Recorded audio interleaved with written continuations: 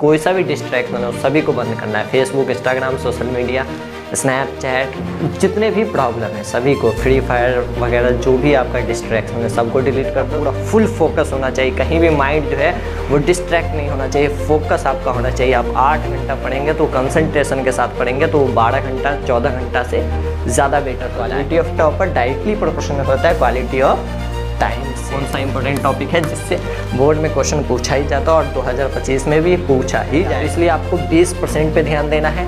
Important topic पे ध्यान देना, आपका 80% रिजल्ट आएगा ही। इंपॉर्टेंट टॉपिक बता दे तो क्या उसको रट लेना है? रटना नहीं है, उसका कॉन्सेप्ट आपको अच्छी तरह से क्लियर करना है। Hello everyone, this is Hidayat Qadri, welcome back to topper system. Exam बहुत ही नज़दीक है तो सर डर लग रहा है कि इतना कम समय में इतने बड़े सिलेबस को कैसे कंप्लीट करें। तो आपको घबराना नहीं है, पैनिक नहीं होना है। ये वो समय है जिसमें सारा गेम पलट सकता है। इस समय हर एक बच्चा मेहनत कर रहा है, आपको भी मेहनत करने की ज़रूरत है। कैसे आप सिलेबस कंप्लीट करेंगे उसको पूरे डिटेल्स के साथ डिस्कस करने वाले इस वीडियो में। तो शुरू से लेकर अंत तक वीडियो को देख लेना, एक भी मिनट वेस्ट नहीं होने वाला है। तो चलिए शुरू करते हैं कैसे आप सिलेबस कंप्लीट करेंगे। तो सबसे पहला बात जो है कि अब काफ़ी कम समय बचा है, आपके पास मुश्किल से 1 महीना का भी वक्त नहीं बचा है। तो इतने कम समय में आपको क्या करना है? सबसे पहली बात है सीरियस होकर पढ़ाई करनी है। Be serious and be consistent, ये 2 वर्ड आपको याद रखने की ज़रूरत है। Be serious and be consistent, ये 2 टर्म को, 2 वर्ड को आपको लेके चलना है। कि अभी से आपको सीरियस होकर पढ़ाई करनी है, सारे डिस्ट्रैक्शन को किल करना है। कितने भी आपके साथ कोई सा भी डिस्ट्रैक्शन हो सभी को बंद करना है। Facebook, Instagram, social media, Snapchat, जितने भी प्रॉब्लम है सभी को, फ्री फायर वगैरह जो भी आपका डिस्ट्रैक्शन है सबको डिलीट कर दो। और अभी से सीरियस होकर जितना भी टाइम बचा है उसको कंसिस्टेंसी के साथ आपको पढ़ाई करना है। एक भी दिन गैप नहीं होना चाहिए। बी कंसिस्टेंट, कंसिस्टेंसी के साथ पढ़ाई करनी है, ठीक है। कैसे करनी है वो रोड मैप आपको देने वाले। सबसे पहला काम जो आपको करना है इस दौरान कि सबसे पहले आपको क्या करना है, एक रफ शेड्यूल बनाना। अभी से टाइम टेबल बनाने का टाइम तो है नहीं, बहुत कम समय में, तो आपको टाइम टेबल एक प्रॉपर फॉलो करने की ज़रूरत नहीं है। लेकिन एक मोटा मोटा रफ शेड्यूल होना चाहिए जिससे आप डेडलाइन टाइप अंदाज़ लगा सकते हैं। इसको डेडलाइन स्ट्रेटेजी भी कर सकते हैं। डेडलाइन स्ट्रेटेजी क्या होता है? जैसे अगर बात करें तो अभी आपका 15 जन ख़त्म हो चुका है तो आपके पास जनवरी में मात्र 15 दिन बचा। जैसे 16 जनवरी से अभी जो 15 डेज का टाइम, तो आप एक रफ शेड्यूल बना सकते हैं कि 15 डेज में मान लो आपको 15 चैप्टर कंप्लीट करना है। तो एक दिन में कितना चैप्टर कंप्लीट करना पड़ेगा? एक दिन में 1 चैप्टर कंप्लीट करना पड़ेगा। ये अपने सिलेबस के अनुसार ही आप शेड्यूल बना सकते हैं। तो आपका हर एक दिन के लिए 1 चैप्टर का ये डेडलाइन हो जाएगा। और ये डेडलाइन है, इस एक दिन में 1 चैप्टर कंप्लीट करना ही करना है। जैसे आपको किसी भी प्रकार का असाइनमेंट प्रोजेक्ट मिलता होगा, मान लो प्रोजेक्ट 7 दिन का मिला है, तो स्टूडेंट का माइंडसेट क्या होता है? अधिकतर स्टूडेंट क्या करते हैं, 6 दिन तक कोई सा भी काम नहीं करते। लास्ट जो दिन होता है, लास्ट दिन जाके वो असाइनमेंट कंप्लीट करता है और सबमिट करता है। तो अब जो टाइम है वो वही डेडलाइन वाला है। हर एक दिन आपके लिए डेडलाइन हो गया। एक दिन में आपको 1 चैप्टर जो है वो कंप्लीट करना ही करना है। किसी दिन भी गैप नहीं होना चाहिए। एक दिन में 1 चैप्टर कंप्लीट करो, टिक लगाओ, 1 चैप्टर कंप्लीट करो। इस तरह से आप कैलेंडर में, एक रफ कैलेंडर में टिक लगाते जाएंगे। और अगर मान लो एक दिन भी गैप हो गया, जैसे मान लो 22 जन है, इस दिन आप अगर किसी भी प्रकार से पढ़ाई नहीं कर पाए, चैप्टर कंप्लीट नहीं कर पाए, अगर आपका डेडलाइन जो था वो पूरा नहीं हो पाया, तो अब आगे का कोई सा भी प्लान शेड्यूल आपका काम नहीं आने वाला। इसलिए हर एक दिन जो है वो आपको डेडलाइन लेके जाना है और हर एक दिन पे कंप्लीट करना है और टिक मारते जाना है। तो ये सबसे पहला स्टेप है जो आपको फॉलो करनी है, रफ शेड्यूल डेडलाइन स्ट्रेटेजी के अनुसार। इसके बाद बात करें दूसरा, तो है कंसंट्रेशन। अब ये क्या है? अब इसमें आपको याद रखना है कि कंसंट्रेशन जो होता है, concentration is greater than time. अभी से आपको ये दिमाग लगाने की ज़रूरत नहीं है कि सर काफ़ी कम समय बचा है तो 24 घंटा में 20 घंटा पढ़ रहे हैं, 18 घंटा पढ़ रहे हैं, 12 घंटा पढ़ रहे हैं, ये ज़रूरत नहीं है। आप टाइम पे ध्यान नहीं दो, टाइम से ज़्यादा इम्पोर्टेंट है कंसंट्रेशन। आप 6 घंटा पढ़िए, 8 घंटा पढ़िए, लेकिन उसमें कंसंट्रेशन के साथ पढ़ो। 12 घंटा पढ़ने वाले बच्चे से भी कम 6 घंटा पढ़ने वाले का भी ज़्यादा नंबर आ जाता है। कारण क्या होता है? जो 12 घंटा पढ़ा है वो कंसंट्रेशन के साथ नहीं पढ़ा, लेकिन जो 6 घंटा पढ़ा है वो फुल कंसंट्रेशन के साथ पढ़ा है, तो 12 से ज़्यादा अच्छा है 6 वाला, और उसका मार्क्स भी ज़्यादा अच्छा आता है। तो आपको टाइम का एकदम ये नहीं देखना कि हमको 12-18 घंटा पढ़ना है। आप एकदम 8 घंटा अभी से भी डेली पढ़ो। 8 घंटा तो इनफ है। 24 घंटा होता है। 24 घंटा हर एक स्टूडेंट के लाइफ में है, एक टॉपर स्टूडेंट के भी है, एक एवरेज स्टूडेंट, एक बिलो एवरेज स्टूडेंट के लिए भी है। तो 8 घंटा तो आप स्लीप में जाने दो। 8 घंटा आपका अदर सारे एक्टिविटीज़ में हो गया, ये स्लीप में हो गया। ये अदर जितने भी एक्टिविटीज़ है, खाना पीना नहाना, सभी में आपका 8 घंटा हो गया। और 8 घंटा आप दे दो अपना सेल्फ स्टडी में अभी से। अगर 8 घंटा भी आप दे दिए तो आपके लिए इनफ होने वाला। और ये 8 घंटा किस प्रकार से देना है? कंसंट्रेशन के साथ। इसमें एकदम 8 घंटा पूरा फुल फोकस होना चाहिए, कहीं भी माइंड जो है वो डिस्ट्रैक्ट नहीं होना चाहिए, फोकस आपका होना चाहिए। आप 8 घंटा पढ़ेंगे तो कंसंट्रेशन के साथ पढ़ेंगे तो 12 घंटा 14 घंटा से ज़्यादा बेटर होता है। एक ये भी होता है ना, एक स्टेटमेंट होता है, आप इस स्टेटमेंट को ध्यान से समझना। क्वालिटी ऑफ टॉपर जो होता है, कोई सा भी टॉपर स्टूडेंट होता है वो किस चीज़ पे डिपेंड करता है? तो डायरेक्टली प्रोपोर्शनल जो होता है वो क्वालिटी ऑफ टाइम होता है। कोई सा भी टॉपर स्टूडेंट है वो किस प्रकार से टॉपर बन रहा है, वो मैटर क्या करता है? Quality of time. यहाँ टाइम की क्वालिटी यानी कितना कंसंट्रेशन के साथ टाइम पढ़ता है। ये कभी नहीं टॉपर बोला कि हम 24 घंटा में 20 घंटा पढ़ रहे थे, 23 घंटा पढ़ रहे थे, वो नहीं, कितना कंसंट्रेशन के साथ। अब अधिकतर टॉपर का इंटरव्यू देखेंगे तो कोई 8 घंटा पढ़ रहा है, कोई 6 घंटा पढ़ रहा है, कोई 10 घंटा, इससे ज़्यादा कोई नहीं पढ़ता है। कि जो भी टाइम दे रहा है उसमें कंसंट्रेशन देता है, क्वालिटी देता है।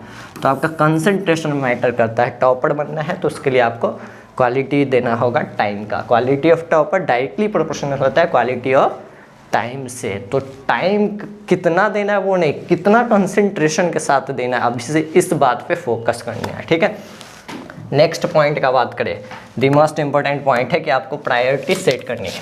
अभी से क्या करो, एक प्रायोरिटी लिस्ट बनाओ हर एक सब्जेक्ट का, ऑल सब्जेक्ट का, जितने भी आपके पास मेजर सब्जेक्ट है, मैथ, साइंस और SST। बोर्ड एग्जाम में कभी भी हर एक चैप्टर का वेटेज सेम नहीं होता है, सब चैप्टर का वेटेज अलग अलग होता है। तभी से आपको हाई वेटेज चैप्टर पे ध्यान देना है, हाई वेटेज चैप्टर पे ध्यान देना है। और आपको एक लिस्ट बनानी है। एक लिस्ट किस प्रकार से बनानी है? इस प्रकार से आप एक रफली क्या कर सकते हैं, एक लिस्ट बना सकते हैं और उस पर लिखेंगे प्रायोरिटी लिस्ट। क्या लिखेंगे? प्रायोरिटी लिस्ट हो जाएगा आपका। इसमें आप इम्पोर्टेंट टॉपिक लिखेंगे, हर एक सब्जेक्ट का इंपॉर्टेंट टॉपिक लिख लो, हर एक चैप्टर के अंदर का इंपॉर्टेंट टॉपिक कौन सा इंपॉर्टेंट टॉपिक है जिससे बोर्ड में क्वेश्चन पूछा ही जाता और 2025 में भी पूछा ही जाएगा। उस टॉपिक को आपको सबसे पहले क्लियर करना है। इंपॉर्टेंट टॉपिक को सबसे पहले क्या करना है? क्लियर करना है। अब ये पता कैसे चलेगा आपको कि कौन सा टॉपिक ज़्यादा इंपॉर्टेंट है? पता चलेगा तभी तो आप प्रायोरिटी लिस्ट बना पाएंगे। तो ये पता करने का जो तरीका है वो है प्रीवियस ईयर क्वेश्चन। आप प्रीवियस ईयर क्वेश्चन का एनालिसिस करेंगे तो आपको पता चल जाएगा कि बोर्ड एग्जाम में कौन सा टॉपिक जो है वो सबसे ज़्यादा इंपॉर्टेंट है, बार बार रिपीट होता है, सबसे ज़्यादा पूछा जाता है। तो उसके लिए आपको प्रीवियस ईयर क्वेश्चन पेपर लगाने पड़ेंगे। अगर आप 4-5 साल का प्रीवियस ईयर क्वेश्चन लगा लेते तो आपका ये इंपॉर्टेंट टॉपिक वगैरह सब पता चल जाएगा। प्रीवियस ईयर कहाँ मिलेगा? तो प्रीवियस ईयर का भी एक वीडियो बना हुआ है जिसमें CBSE क्लास 10th का हर एक सब्जेक्ट का लास्ट 5 ईयर का previous year question with solution आपको फ्री में प्रोवाइड कराया गया है। इसी चैनल पे मिल जाएगा। आप टॉपर सिस्टम पे सर्च करेंगे, last 5 year previous year question आपको डायरेक्ट मिल जाएगा। वहाँ से आप PDF डाउनलोड कर सकते हैं और प्रीवियस ईयर क्वेश्चन की प्रैक्टिस कर सकते हैं। अब ये इंपॉर्टेंट टॉपिक जो है आप हर एक प्रीवियस ईयर निकाले के छाटेंगे, इतना टाइम नहीं है आपके पास।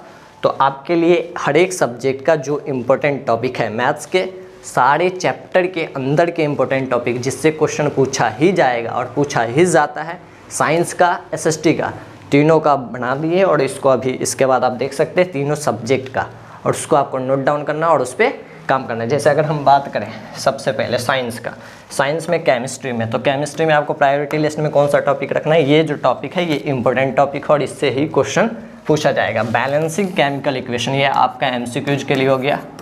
ऑब्जेक्टिव के लिए बैलेंसिंग केमिकल इक्वेशन यानी केमिकल इक्वेशन को बैलेंस करने आना चाहिए, तो इस पर आपको ध्यान देना है। Types of chemical reaction with example, जितने भी केमिकल रिएक्शन है एग्जाम्पल के साथ उसको कर लो। इसके बाद एंडोथर्मिक और एक्सोथर्मिक वाला रिएक्शन, ये दोनों रिएक्शन को अच्छे से कर लिए। और साथ में रेडॉक्स रिएक्शन, ये जो टॉपिक है oxidation and reduction, oxidation reduction, redox reaction, इससे आपका क्वेश्चन डायरेक्ट आने वाला है। तो ये सारा टॉपिक हो गया आपका केमिस्ट्री का पहला चैप्टर से। इसके बाद दूसरा चैप्टर बात करें एसिड, बेस एंड सॉल्ट्स, तो इससे इंडिकेटर वाला, इंडिकेटर से आपको क्वेश्चन आएगा। pH स्केल से क्वेश्चन आप आएगा, तो pH scale, importance of pH scale, chlor alkali process, ये जो प्रोसेस है इस पर क्वेश्चन आएगा, तो इस टॉपिक को आपको करना है। साल्ट, जितने भी सॉल्ट्स दिए हैं, वॉशिंग सोडा, बेकिंग सोडा, ये सारे सॉल्ट्स को आपको अच्छे से क्लियर करने इस चैप्टर के सबसे इंपॉर्टेंट टॉपिक हो गया। नेक्स्ट चैप्टर अगर हम बात करें मेटल एंड नॉन-मेटल का, तो मेटल एंड नॉन-मेटल का सबसे इंपॉर्टेंट टॉपिक क्या है? केमिकल प्रॉपर्टीज ऑफ मेटल्स, ये आपको करना है। रिएक्टिविटी सीरीज काफ़ी इंपॉर्टेंट है, इससे डायरेक्ट क्वेश्चन आपको आने ही वाला है। और मेटलर्जी, ये 3 टॉपिक आप कर लो मेटल एंड नॉन मेटल के।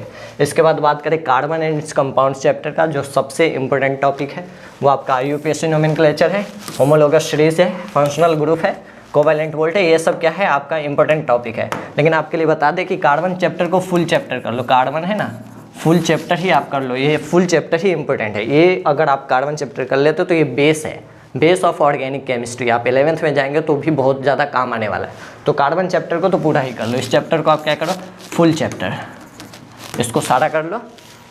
यहाँ से आपका क्या होगा आगे भी काम आएगा और बोर्ड एग्जाम में भी काम आने वाला है। इसके बाद नेक्स्ट बात करें फिजिक्स का। फिजिक्स में जो लाइट चैप्टर, लाइट के 2 है, रिफ्लेक्शन और रिफ्रैक्शन। तो लाइट से न्यूमेरिकल के लिए, फिजिक्स से आपका न्यूमेरिकल पूछा जाएगा। न्यूमेरिकल जो पूछा जाता था, न्यूमेरिकल के लिए आप क्या करेंगे मिरर फार्मूला, ये टॉपिक हो गया। लेंस फार्मूला, इस पर आपको फोकस करना है। पावर ऑफ लेंस, ये हो गया आपका न्यूमेरिकल के लिए, यहाँ से आपका डायरेक्ट न्यूमेरिकल आने वाला है। तो mirror formula, lens formula, power of lens, ये टॉपिक को आप पढ़ेंगे। इसके साथ जितने भी रेड डायग्राम्स दिया गया है, सभी रेड डायग्राम को आपको बनाना है, उस पर पकड़ बनाने की ज़रूरत है। कनकेव मिरर का, कन्वेक्स मिरर का, कनकेव लेंस का, कन्वेक्स लेंस का, स्फेरिकल, और जितने भी आपको रे डायग्राम इस दोनों चैप्टर में मिलने वाले सारे रे डायग्राम को कर लो। ये आपका फिजिक्स के पहला चैप्टर के सबसे इंपॉर्टेंट टॉपिक होगा। इलेक्ट्रिसिटी की बात करें, इलेक्ट्रिसिटी में करंट वाला में ओम्स लॉ को करिए, ओम्स लॉ से क्वेश्चन आने वाला है।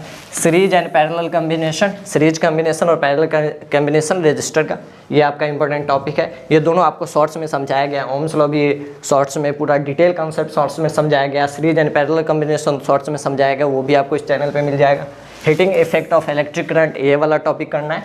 और इलेक्ट्रिक पावर, ये इलेक्ट्रिसिटी चैप्टर से 4 इंपॉर्टेंट टॉपिक हो गए, Ohm's law, series and parallel combination, heating effect of current और इलेक्ट्रिक पावर। अगर हम मैग्नेटिक इफेक्ट्स ऑफ करंट की बात करें तो मैग्नेटिक फील्ड लाइन, इस वाले टॉपिक को करिए।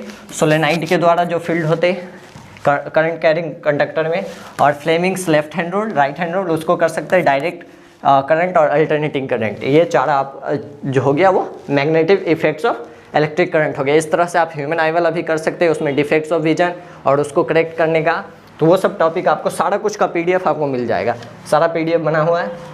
इसके बाद बायो की बात करें, लाइफ प्रोसेस जो चैप्टर है उसमें आपका सबसे इंपॉर्टेंट क्या है न्यूट्रिशन। न्यूट्रिशन का जितना डायग्राम है उस डायग्राम को आप करो, यहाँ से आपका डायग्राम बेस्ड क्वेश्चन देखने को मिलेंगे। रेस्पिरेशन में एरोबिक और एनारोबिक, इसका जो इसके बीच का कंपेयर है डिफरेंस, वो आपको अच्छे से पता होना चाहिए।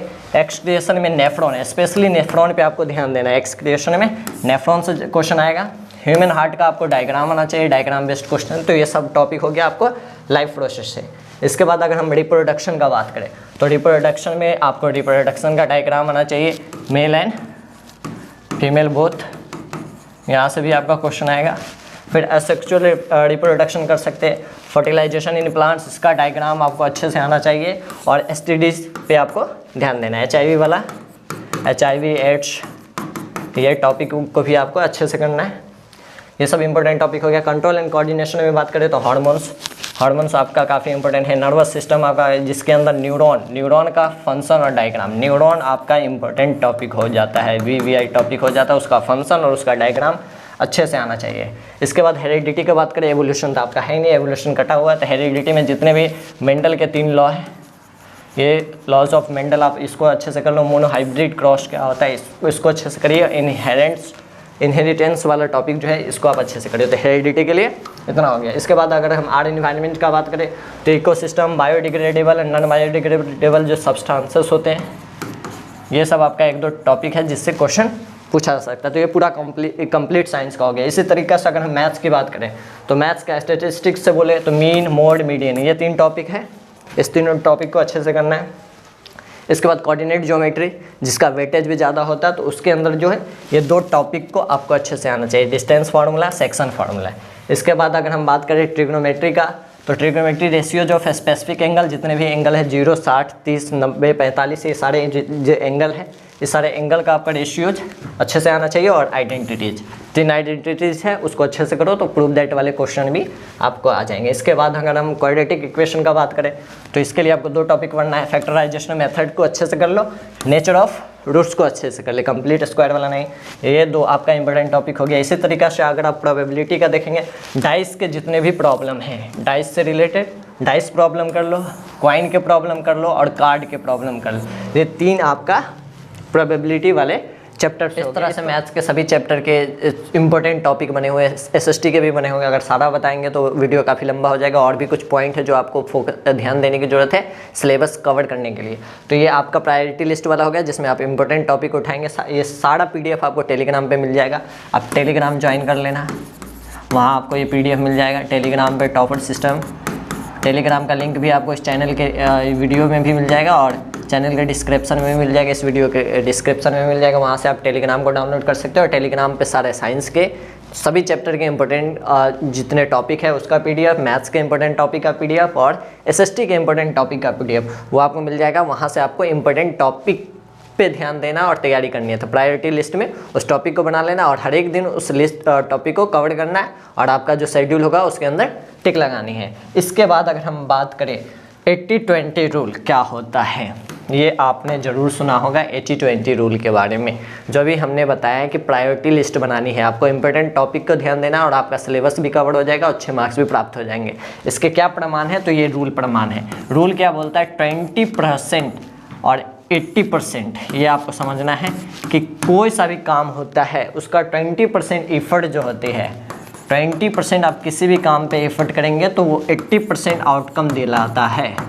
आउटकम की बात करें तो 80%, ये हर जगह लागू होता है, बोर्ड एग्जाम में भी लागू होता है कि अगर आप 20% मेहनत करते हैं तो आपका 80% रिजल्ट आ जाएगा। तो इसलिए आपको 20% पे ध्यान देना है, इंपॉर्टेंट टॉपिक पे ध्यान देना, आपका 80% रिजल्ट आएगा ही।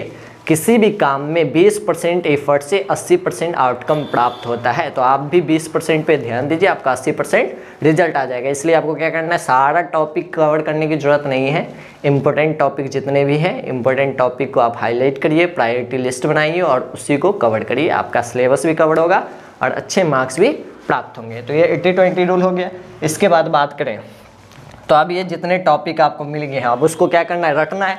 रटना नहीं है, बिल्कुल रटना नहीं है, मेमोराइजिंग पे आपको नहीं जाना है। फोकस ऑन अंडरस्टैंडिंग, जितना हो आप कंसेप्ट समझने की कोशिश करेंगे, रटने की नहीं। इंपॉर्टेंट टॉपिक बता दे तो क्या उसको रट लेना है, रटना नहीं है, उसका कॉन्सेप्ट आपको अच्छी तरह से क्लियर करना है। क्वेश्चन प्रैक्टिस करनी है।